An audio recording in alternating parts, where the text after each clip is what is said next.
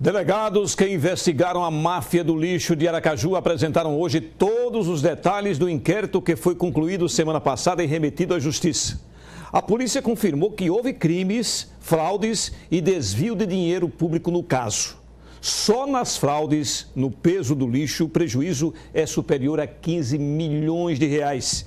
E essa é só uma pequena parte do apurado pela polícia. De acordo com os delegados, a Operação Babel foi dividida em 3 eixos principais de investigação: superfaturamento dos contratos celebrados em 2010, fraudes em medições do lixo domiciliar de agosto de 2013 a fevereiro de 2016 e fraude à licitação de contratos emergenciais em 2017.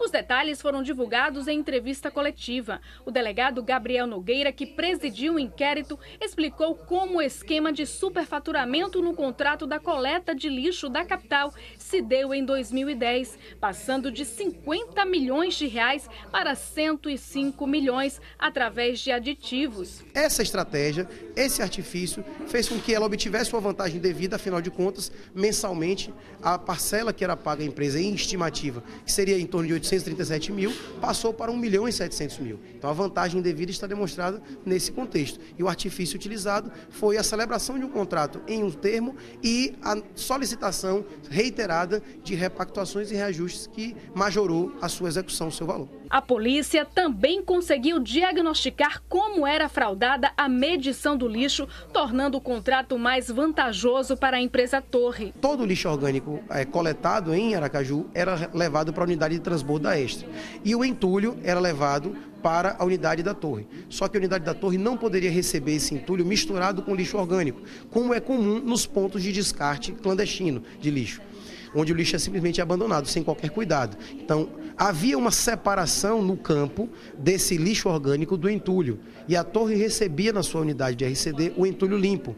Só que esse rejeito, essa parte orgânica que era separada do entulho, ela deveria ser pesada e remunerada como o mesmo entulho, porque a forma de coleta dele era uma coleta mecanizada, usando caçambas e pás carregadeiras, diferentemente do lixo domiciliar, que é aquele lixo do porta a porta que a gente vê, caminhão compactador, garis, e o custo desse serviço ele é infinitamente mais caro. A gente sabe que, em média, o preço da tonelada do lixo domiciliar, ele custa em torno de R$ 104, enquanto o entulho custa em torno de R$ 40.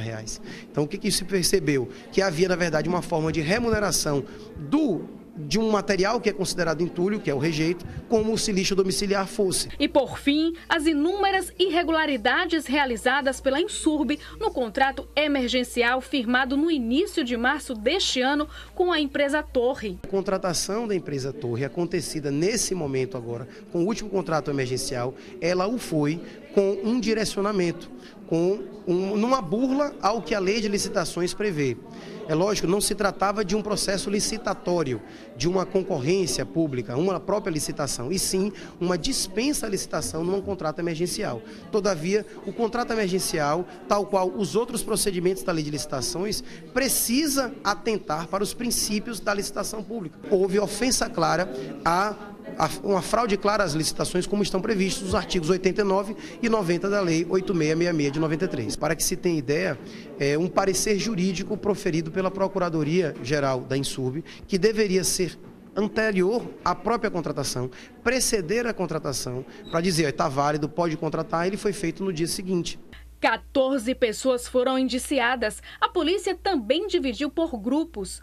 Núcleo Torre, José Antônio Torres Neto, sócio proprietário da Torre, Soraya Machado Torres, sócia da Torre, José Carlos Dias, diretor da Torre, José da Silva Araújo, diretor da Torre, acusados de associação criminosa, estelionato majorado e fraude a processos licitatórios.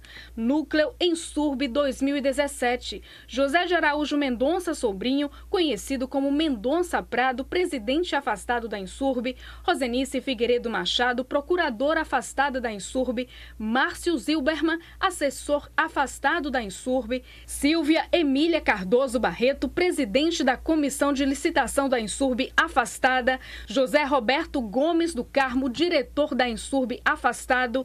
José Reinaldo de Souza, diretor da Insurb, afastado. Todos são acusados de associação criminosa e fraude a processos licitatórios.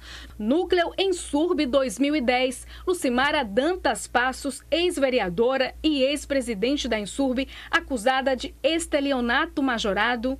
Núcleo Insurb 2013. Júlio César Flores Correia, ex-presidente da Insurb. José Roberto Gomes do Carmo, diretor da Insurb, afastado.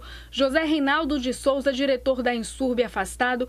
Todos são acusados de estelionato majorado e associação criminosa.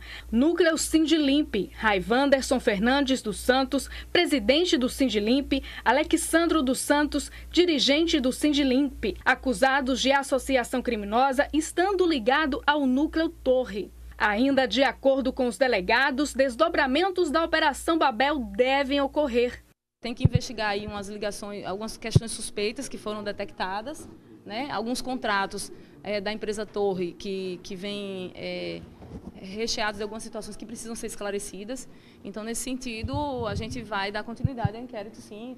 Muito provavelmente, esse inquérito vai gerar filhotes, como a gente diz, né? O inquérito mãe que vai gerar alguns filhotes, aí vai dar continuidade. No inquérito remetido à Justiça, os delegados também citam o nome do prefeito Edivaldo Nogueira. De acordo com as investigações, saques suspeitos de elevadas quantias em dinheiro efetuados na boca do caixa pelo dono da empresa Torre, José Antônio Neto, às vésperas do segundo turno das eleições municipais, aliados a contatos telefônicos mantidos com o então candidato a prefeito Edivaldo Nogueira, que foi inclusive contra a instalação da CPI do lixo na Câmara de Vereadores.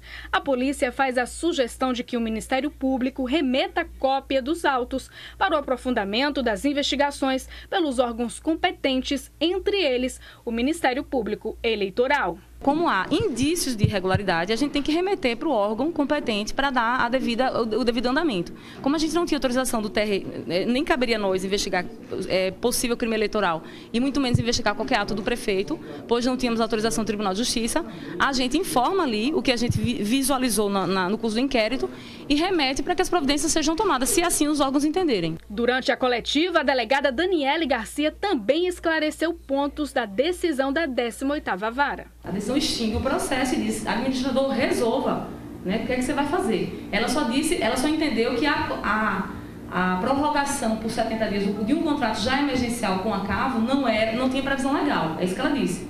Então agora você veja o que você faz. Se faz um novo emergencial ou se retoma o contrato com a Torre. Agora, qualquer que seja a sua decisão, arque com as consequências dela.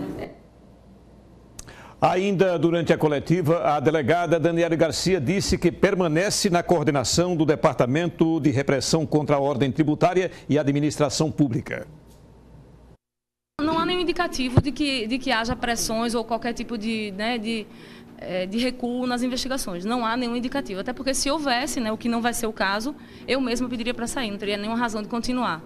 Vocês conhecem o meu trabalho, sabem que eu não aceitaria qualquer tipo de intervenção. Mas não é esse o sentido, né? A ideia é que a gente continue e aí vamos dar sequência a todas as investigações. Olha, a delegada não disse, mas o que se sabe é que realmente existia ou existe um movimento para desestruturar essas operações de combate à corrupção em Sergipe.